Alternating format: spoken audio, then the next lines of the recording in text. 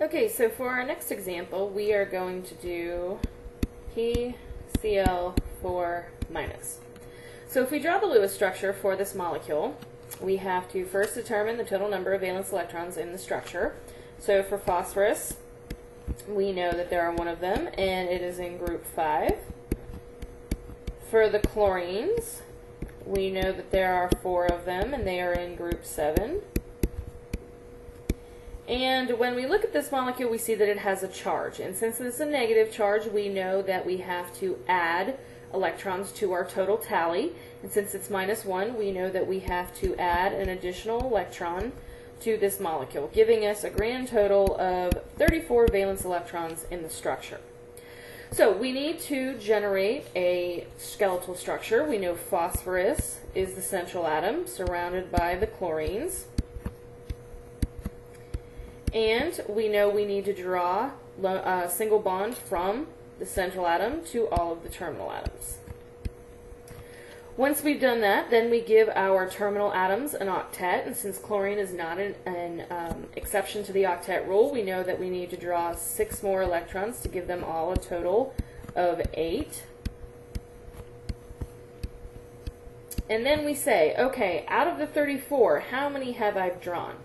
And I see that I've only used 32 of the 34 valence electrons. So when that happens, you know that you need to put any additional electrons on the central atom as a lone pair. And since I've used 32, I know that I have 2 electrons left over, so I stick them on the central atom as a lone pair.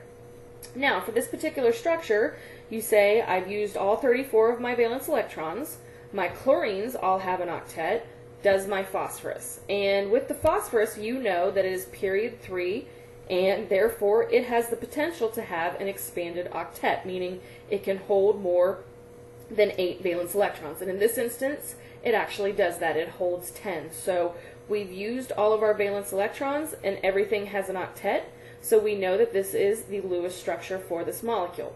However, remember, when you have charged species, you need to include brackets and charge around the Lewis structure. Now, when we go to generate the 3D molecule, we look at the central atom and we see that we have 5 regions of electron density around the phosphorus. And that narrows it down a little bit in terms of what geometry it's going to have, what molecular shape it's going to have. But we have to take it a step further and look and see what type of electron region densities that we have. So for this particular instance, we have 4 bonding pairs, and we have 1 lone pair.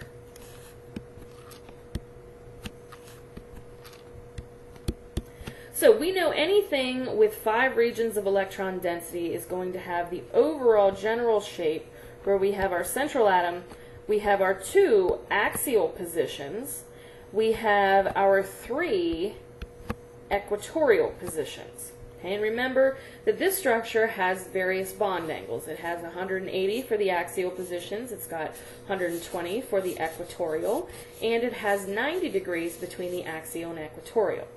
So for this molecule, we would have our phosphorus as our central atom, we'd have our 2 axial positions, we'd have our 3 equatorial positions. Now, up until this point, when we've had a lone pair or lone pairs on the central atom, it did not matter where we put our lone pair, meaning it didn't matter what bond we put our lone pair on. But for this particular example, and for anything with 5 regions around the central atom, if you have a lone pair, you have to put that lone pair in a particular spot. And the lone pair always needs to go in one of the equatorial positions. So if you have any molecule and you look at it and you say, okay, I have 5 regions around the central atom, and 1 of them is a lone pair, 2 of them is a lone pair, 3 of them is a lone pair. Those lone pairs must go in the equatorial positions in order for the 3D model to be correct. So I have 3 potential places where I can put my lone pair, and all of those equatorial positions are equivalent. So it doesn't matter where I put them in the equatorial positions as long as they are in an equatorial position.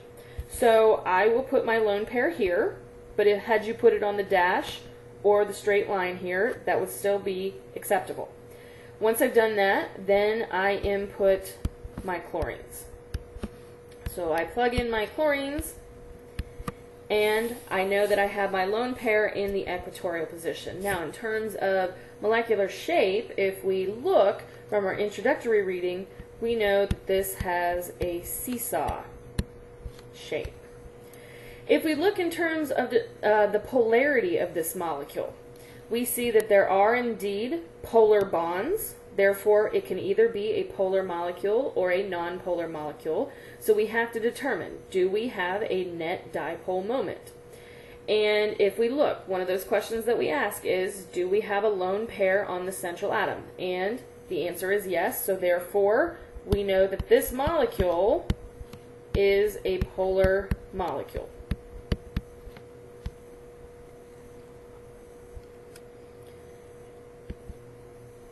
Now you may be asking yourself, why do the lone pairs need to be in equatorial positions when we have 5 regions of electron density?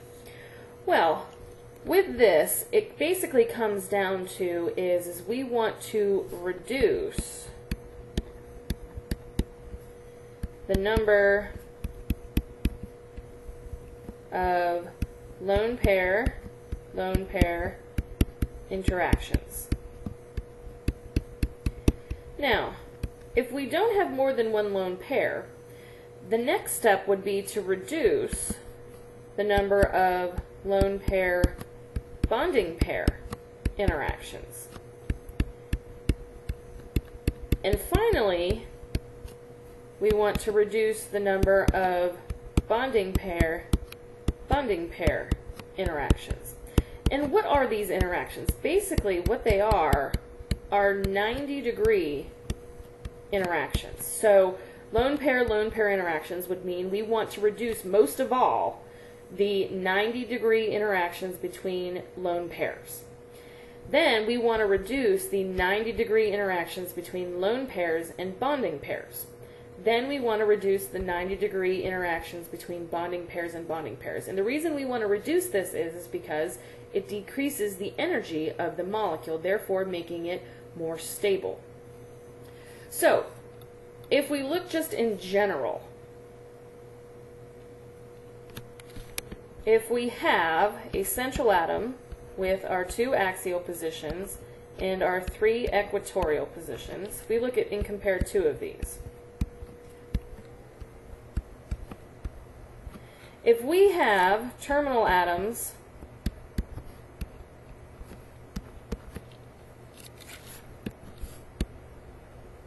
on all of these positions here, let me make them a different letter. We have terminal atoms here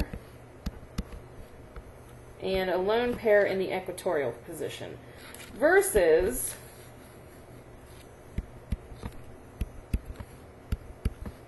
a lone pair in an axial position. Now, in order to make this molecule more stable, we want to reduce these types of interactions. Now, obviously, we're not going to have any lone pair interactions for either of these. So we'll call this structure 1 and this structure 2. So for structure 1 and for structure 2, we have no lone pair interactions because there's only one lone pair present in the molecule.